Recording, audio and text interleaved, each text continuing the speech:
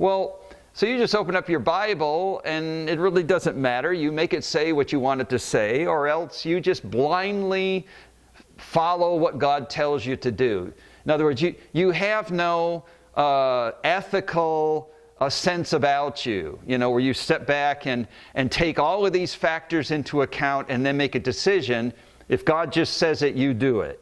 And that's kind of the mentality that a lot of people have about Christians. Yet even one who's sincerely devoted to God, it's still at its most basic level. You open up your Bible, you love God with all your heart, soul, mind, and strength. You want to follow Jesus every day, all day, in every part of your life. You still have to ask the question, well, what is it that God is saying to me in this text? What is He saying, and what in fact did He mean by what He said? So we're interpreting all the time. So let me propose a model or a paradigm. If you're following along with the notes, it's the next page. A paradigm as we would approach this subject of capital punishment. So number one, you'll see capital punishment or the death penalty. Two, religious point of view, and then you simply go from the broad capital punishment or death penalty down to the religious point of view. In other words, we start really wide, then we go down to the religious point of view, and which religious point of view? Christianity, and then we show the relevance of Old Testament texts, Old Testament, New Testament texts, to our decision-making process. Let's just go through that. So we start with a definition. So you really need to know. You can't take it for granted that this person's idea of the death penalty, this person's idea of capital punishment are all the same. So to what are we referring? And the definition here, capital punishment is a death sentence awarded for capital offenses like crimes, like how inclusive is it? Inclusive of what crimes? Planned or premeditated murder, multiple murders, repeated crimes. We'd say, in what sense has the law been applied in the past? Or some recidivism, which could be that there's been a murder, the person is released, they do 30 years, they get out, and they again and again. So maybe the first time they were incarcerated, the second time we'd say, listen, if it's 2 or 3, then there's going to the capital punishment is going to go into effect. Rape, murder, etc. All of these, where criminal provisions consider such persons as a gross danger to the existence of society, and provide the death punishment. So in the footnotes you can look at this, legal explanations and such, and you can find all kinds of things online that'll give you just clarity as far as the law and the application of the law by state. For example, how has it been accomplished? And what means, that's a whole other issue. What means, of putting the person to death as a penalty. Second, a religious point of view, then third, just another subset of that would be Christianity, and the subset being 3.1, or the Bible, Old Testament, New Testament, and then we look at the Old Testament, which is inclusive of the Jewish writings, let's say. So you're going to find in the Old Testament, which is, we as Christians call it the Old Testament, Jews, those followers of practicing Judaism, regardless of the particular sect, would look at that as the Tanakh, or the Torah, the Tanakh, the Mishnah, the Gemara, for all these various words for understanding how it is formulated to them. In other words, is it just the bare Torah, or are there other commentaries that are included in that, and so on? Like the Talmud. And so for our purposes, we're just looking at the book of Exodus initially, the departure of the Jews from Egypt en route to the promised land. the physical circumstances or the context. So the text, Exodus 20, verses 1 through 17, also known as the 10 Commandments or the 10 words, authoritative words. A lot of weight on that idea of words because these are not suggestions, but they're imperatives. So there's a prohibition given there specifically in verse 13. The Authorized Version, which is the King James, says, "Thou shalt not kill." Well, this isn't a prohibition against hunting, but you'll find in the other translations, we'll get to the verb in Hebrew in just a moment, you shall not murder.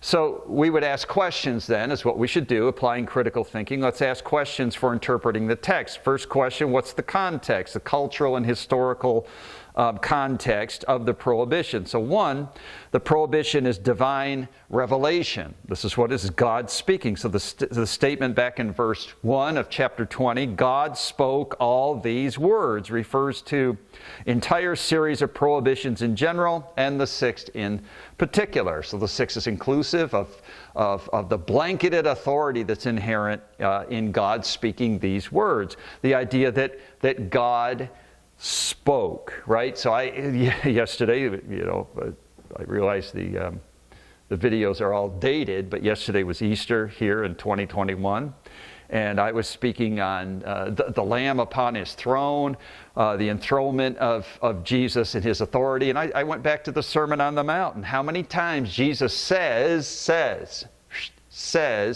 "You've heard that it has been said, but I say." And you get this idea of words associated with authority, associated with the one speaking, right? So this authority inheres in the person of Jesus because he's God, and as it does in the Old Testament here, authority inheres. This is God, in fact, saying this. So if God says it, there is no authority higher than his. So the second point then, divine revelation includes divine authority. God by nature and definition is sovereign. Also, it should be noted that the prohibition is an imperative, not a suggestion. Said that a moment ago. This answers additional questions regarding the nature of a prohibition and by what authority it is to be obeyed. And then divine authority is universal. It's comprehensive. So tradition has it that Jewish tradition has it, there's like 613 laws. And they may be divided into civil, ceremonial, and moral. So you have these 10. Now, civil, obviously, are those laws that are applied to interpersonal relations to provide justice and fairness, so someone cannot treat someone in a way that could possibly injure them, and if so, there had to be restitution. But we find this prohibition against murder not just in the civil laws, but in the moral law, as though it's an enduring moral principle based on the intrinsic value of human life. More about that in a moment. So we ask that question, then, how pervasive is God's exercise of authority? Pervasive, how widespread? If God says, here's my law, it's going to cover how you worship me, the ceremonial part. It's going to cover how you treat each other, and that's the civil part. And then it's going to cover how you relate to me, how you measure up to my revealed nature as holy. And that's what you have in the 10 Commandments. You have God saying, look, I want to show you my nature, and I'm going to put it on you, in terms of that is, it's your responsibility, it's your obligation then to align your behavior, your thinking, your values, all of that with me, with my nature. And he puts it all not in suggestions, but in imperatives. And no one can conceivably do it, and this is why it was set up this way, for example, because it's not just how pervasive, it just covers everything about your life. But then also, how extensive is this? Is it just ancient Israel? And so let me help you reason a little bit this way. In other words, well, someone could say, but that's God speaking to those Israelites as they came out of Egypt and parked it by Sinai. Moses went up there and he came down with the 10 Commandments. He found people worshiping the golden calf. He smashed them, and then he got a new set of them. And all of the stuff that was going on, but these were Israelites in the wilderness. Why should any of that fall to me? Or let alone, say, me as a Christian, or let alone the secular world around us? Are there certain things that are enduring or normative on everyone about the moral law? So morality isn't something that it is for a particular race, a particular people, a particular religion. Morality goes back to the creation, and morality has been infused into the warp and woof of how we live in this world. And so I would reason this way. One, since the moral law is a revelation of God's nature, and two, since mankind in total is judged on the basis of God's revealed nature, and three, since the intention of God in revealing His nature is to render all mankind guilty by exposing their sins. See, we know we're sinners because we can't possibly align ourselves, thoughts, words, deeds, with God's revealed moral law, and hence we say there's something broken. There's something wrong within me. And in fact, I'm born that way, and the first opportunity I get, I fall out of alignment with God's precepts. And so the best you can do in terms of your moral universe and your moral compass that is already somewhat affected by sin is to achieve a relative state of goodness. What does that mean? Right? So that means that is on the horizontal plane. Right? Some people can be better in terms of less offending the moral law than others. But they're all equally guilty before God because we all fall short of the glory of God. All this makes perfect sense to the believer and to the person who understands Scripture. But let me take it one step further. And since by exposing sin, God also provides a remedy. And 5, then this prohibition is not exclusive to one race or religion. So God reveals His moral law, and He convinces all of us, or the intention is to convince all of us, that we are broken human beings. Not emotionally broken, or financially destitute, or something like that, but morally fallen creatures. And that moral fallenness is the worst kind of brokenness a person could have. That needs to be remedied. So another question then, to get by this, and I should say then that also that the prohibition is directed towards ancient Israel, a people whom God had a special covenant relationship, but it's applicable to all persons, ancient, modern, Jewish, non-Jewish, religious, non-religious, and so on. And then we also observe that the language is, in the original text, in the Hebrew language. So what is the nature or meaning, we ask this question, of the prohibition? So the word kill, that is the authorized version, I realize that, many don't use the authorized version anymore, but I say that for secular groups because a lot of secular groups still look at, they pull a Bible off the shelf in a library, and it's probably going to be an authorized version many times. And so this English word kill is ratzak in the Hebrew, and it's better translated murder, and it really refers to premeditated or even accidental taking of life of another human being. Basically this: all unauthorized killing. Authorized by whom? Okay, so under the provisions of the law, or under the provisions that God would otherwise reveal even outside the law. If God, for example, chose to punish the pagan nations by putting it what's called a ban, where they're killing, go in, destroy them, the men, the women, children, animals, everything, not one thing is to survive. That's a whole nother lecture on that. And that's a difficult subject. But in essence, then, God, after providing light to those pagan nations who refused his countless appeals, and chose to then attack his people and oppress his people and all such things as this, then God brought about, God's long-suffering ended, and he brought about punishment. This is no different than the flood in the time of Noah. How many people perished in the flood? Everybody except Noah, his children and their wives, and his wife. 8 people saved alive. The rest of the world, this is animals, women, children, everything dead.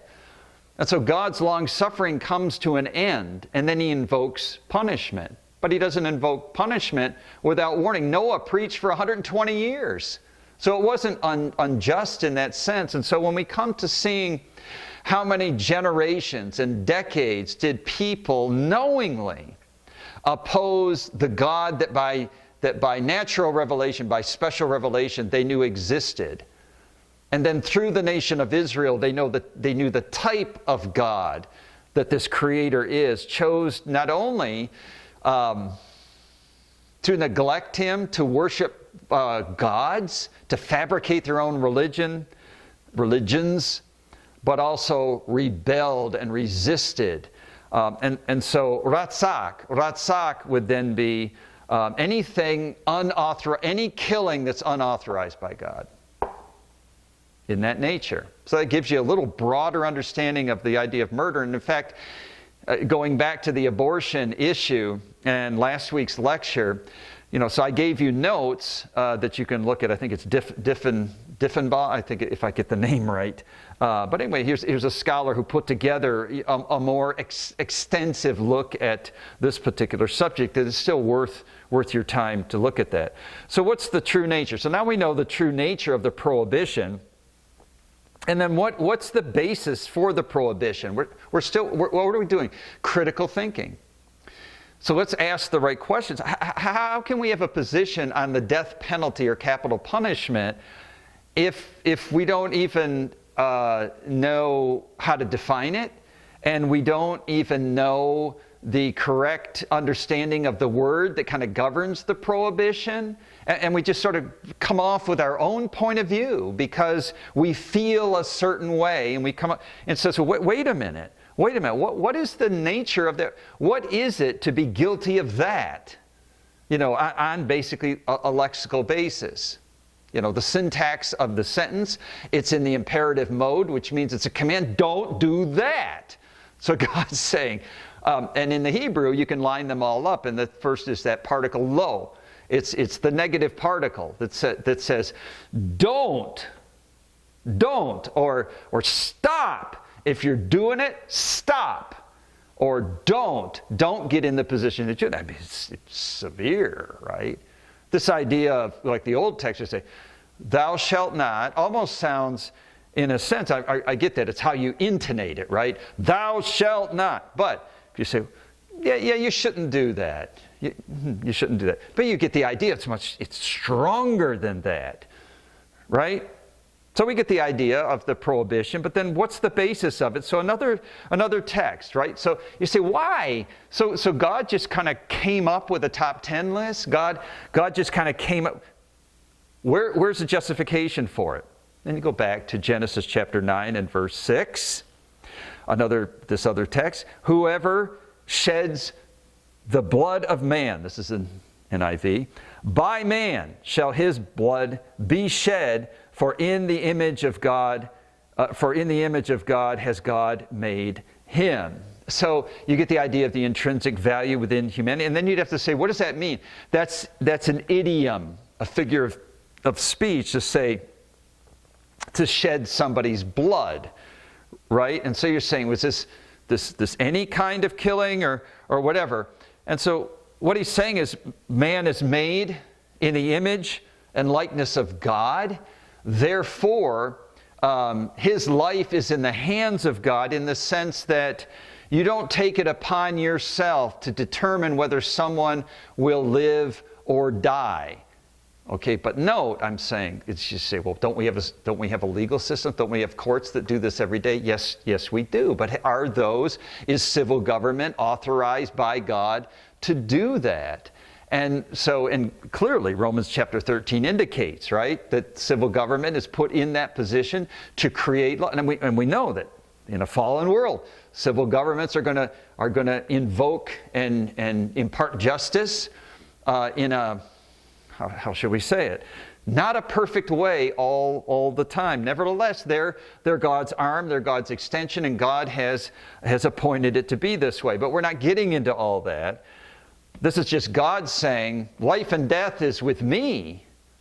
And so it is not within you to determine who lives or dies. So this is really a sanctity of life issue again. And I've uploaded for you an article that you'll see. I think it's just titled Sanctity of Life by David Gushee. He's a professor of Christian ethics, Mercer University in Macon, Georgia. And you can read, a bit of this discussion. It is, I think, an important discussion topic to have some awareness of. How then, you ask, how pervasive, how extensive?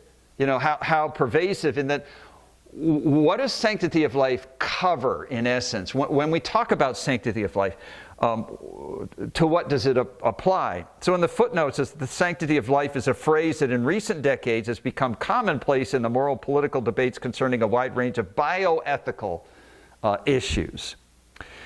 Abortion, embryo research, which is like stem cell research, right? Cloning, genetic engineering, euthanasia, and others. Generally, it's used by those who oppose technologies or practices that violate the intrinsic value of human life, intrinsic as opposed to extrinsic. You have intrinsic value, but this is Genesis 9 and 6. You're made in the image of likeness of God, therefore, regardless of the extrinsic stuff. Okay, the extrinsic. What's the extrinsic? Things like your gender. Your gender doesn't make you more or less valuable. Your social status doesn't make you